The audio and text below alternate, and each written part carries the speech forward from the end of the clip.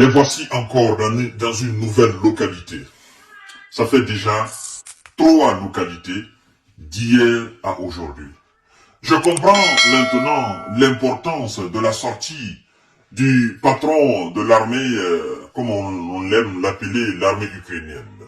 En l'occurrence, monsieur Oleksandr Syrski, qui a déclaré que tout au long des lignes de front, que la Russie avance, mais d'une façon spectaculaire.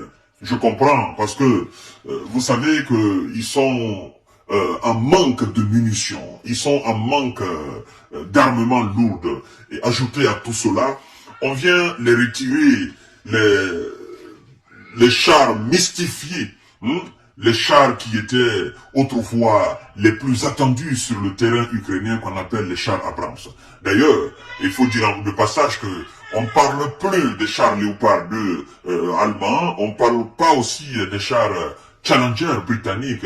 Bon, Charles Leclerc, ça c'est même hors débat, parce que de toutes les façons, nos amis français n'ont pas accepté naturellement de les envoyer en Ukraine, sachant très bien que les Ukrainiens avaient besoin, ils se sont contentés d'envoyer des véhicules blindés qui ont été décriés par les Ukrainiens eux-mêmes sur le champ de bataille, parce que pour des raisons de blindage, naturellement, vous ne pouvez pas accepter de mettre les soldats dans un véhicule soi-disant blindé, mais qui ne résistait pas à la puissance de feu, n'est-ce pas, de l'armée russe.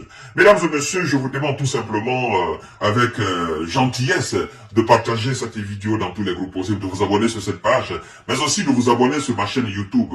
Les forces russes libèrent une nouvelle localité, n'est-ce pas, en République populaire de Donbass. Vous avez vu hier, après, quelque part, je sais plus si c'est Cherevedine, quelque chose comme ça.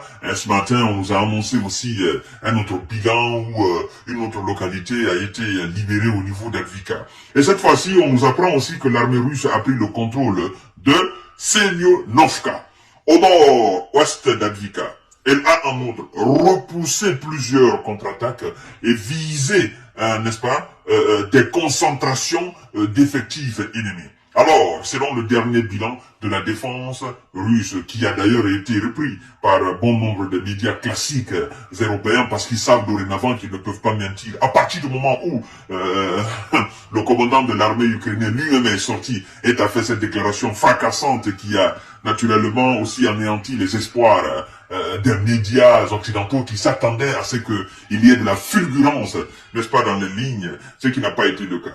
Alors, les unités du groupement Centre ont libéré Semyonovka en République populaire de Donetsk, a annoncé ce lundi, naturellement, le ministre russe de la Défense. Autre point clé du bilan, naturellement, du bilan quotidien. Le groupement Centre a également repoussé 10 contre-attaques. L'armée de Kiev a perdu quelque chose de 770 hommes dans cette bataille. Le groupement Sud a amélioré sa situation, n'est-ce pas, le long de la ligne de front, neutralisant alors 395 soldats ukrainiens, 3 chars et un obusier M, naturellement 198 de facture américaine et notamment été détruits aussi. Mesdames et messieurs, partagez la vidéo dans tous les groupes possibles. Les Américains qui s'attaquent aux Chinois, moi je pense quand même que si les Américains doivent s'attaquer à quelqu'un aujourd'hui, ce sont les militaires russes sur le terrain. Laissez les Chinois en paix, laissez les Chinois dormir, laissez les Chinois se concentrer sur leur économie, laissez les Chinois se concentrer, n'est-ce pas, sur l'évolution de leur armement nucléaire. Mais je comprends bien, c'est une question d'intérêt. Mais quoi qu'il en soit, quoi qu'ils disent, les Chinois ne vont pas lâcher la Russie, ce sont des alliés, même si eux-mêmes qui avouent que la Chine aide la Russie n'ont pas de preuves palpables à étaler devant le monde entier. Nous aussi, nous n'avons pas de preuves pour dire que la Chine aide la Russie. Moi, je ne souhaite même pas que la Chine aide parce que ça sera quelque chose de sans précédent en Ukraine. Vous comprenez? Le groupement Ouest a conquis des positions plus avantageuses et a frappé des effectifs et des équipements de l'armée et de la garde nationale des Otaniens qu'on appelle des Ukrainiens. La défense aérienne russe a abattu 22 drones, un projectile de lance-roquettes multiples, ouragan et une bombe aérienne guidée qu'on appelle JDAM. Alors, mesdames et messieurs, partagez la vidéo dans tous les groupes possibles. Ce sont des bilans. Le groupement S a frappé des unités ukrainiennes près alors de Staro, Maïrov-Koïsk et de Donetsk, et de Vadionoïs en République populaire de Donetsk est à occuper des positions plus avantageuses. Mesdames et messieurs, partagez la vidéo dans tous les groupes possibles. Le groupement Dniepr, n'est-ce pas, russe a tiré sur des concentrations ukrainiennes dans des zones de Stepnogorod, voilà. Excusez-moi pour les prononciations de nom, hein. Voilà. Et de Pribonjanka, dans la région de Zaporizhia. L'ennemi a perdu 45 militaires, n'est-ce pas, dans cette localité. Les forces russes ont frappé, n'est-ce pas, des ateliers d'assemblage de drones ukrainiens, ainsi que du personnel et de l'équipement militaire dans 110 zones. Comme l'a dit le commandant de l'armée ukrainienne. Vous avez vu, on dit dans 110 zones. Et lui dit dans toutes les zones d'ailleurs du front, n'est-ce pas, actuellement. Il dit que la situation est calamiteuse. Alors, mesdames et messieurs, nous faisons toutes ces émissions pour vous informer de la réalité du terrain et pour vous dire encore une fois que la situation est dorénavant sous le contrôle de l'armée russe. La situation échappe complètement. Mais on se pose même la question de savoir, est-ce que c'est parce que les Américains ont donné des armes que la Russie est en train d'intensifier les choses, ou bien est-ce que, je ne sais pas s'il y a plus de militaires au fond du côté ukrainien, parce que vous savez de toute façon qu'ils ont fait voter une loi qui est censée permettre, n'est-ce pas, à l'élite dirigeante, n'est-ce pas, de mobiliser des jeunes Ukrainiens, des hommes âgés de 18 à 65 ans, pour venir faire face à l'armée russe. Alors, s'il n'y a pas d'armée, s'il n'y a pas de militaires, même si on donne des équipements, qui viendra les faire fonctionner? Qui va s'en servir pour lutter contre la Russie? Qui? C'est là la question.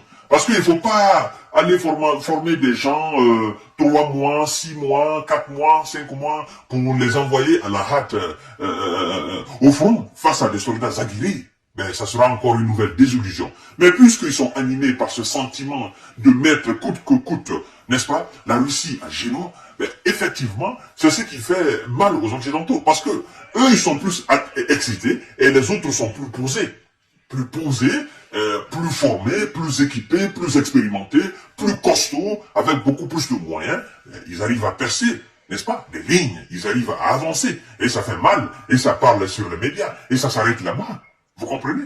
Parce que ça n'avance pas. Les médias vont parler, ça va suivre les condamnations, et ça ne va absolument rien changer dans la donne.